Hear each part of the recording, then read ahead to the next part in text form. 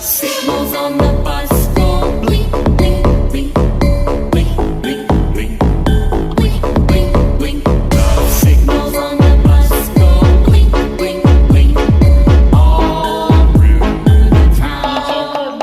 The horn on the bus goes beep, beep, beep, beep, beep, beep, beep, beep, beep.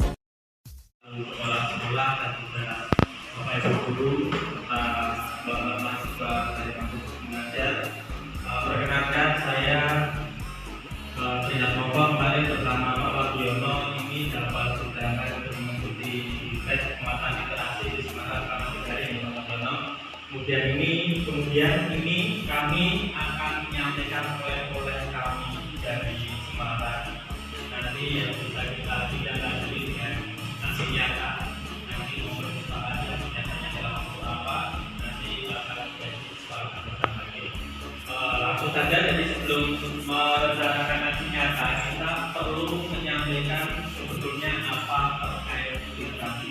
Jadi literasi itu banyak yang memahami bahwa literasi itu hanya sebatas kemampuan baca, padahal tidak, karena kedalamannya adalah sampai ke tahap memahami isi bacaan. Ini boleh diibaratkan kalau orang makan itu kan tidak hanya sekedar bisa menghabiskan makanannya, tapi tidak tahu rasanya bagaimana. Tapi yang arti literasi yang sebenarnya adalah bagaimana isi dari konten yang kita baca. Jadi itu sebetulnya pengertian secara utuh terkait dengan literasi.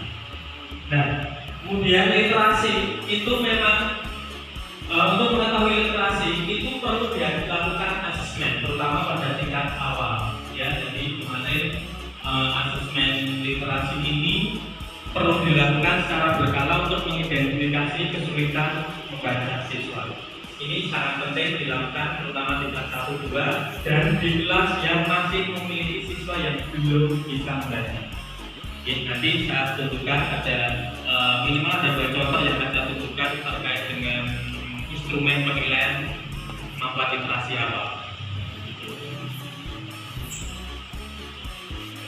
Nah, ini ada aturan 5 jari. Ini aturan 5 jari ini juga termasuk dalam asesmen yang bisa dilakukan untuk mengetahui kemampuan awal peserta didik dalam hal literasi. Ya, jadi di sini kalau anak bisa membaca, misalnya grade-nya adalah grade A, yaitu adalah huruf, nanti kemampuan siswa dalam mengenali huruf. Misalnya anak baru anak bisa membaca seluruh huruf atau hanya salah 0 sampai 1 huruf, itu artinya soal atau instrumennya terlalu mudah. Maka ini rekomendasinya adalah cari buku lain dengan jenjang yang lebih tinggi atau pilih huruf dengan tingkat kesulitan yang lebih tinggi.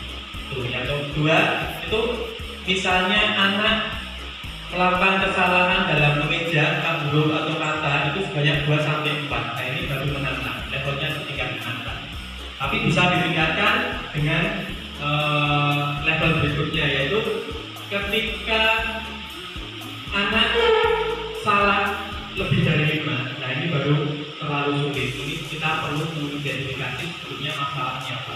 Masalah terkait kesulitan membaca siswa itu apa ya. Jadi nanti bisa solusinya bisa mencari buku dengan jenjang yang lebih rendah atau dengan tingkat kesulitan yang lebih mudah ya, supaya nanti bisa teridentifikasi sebetulnya anak itu berada di posisi level berapa.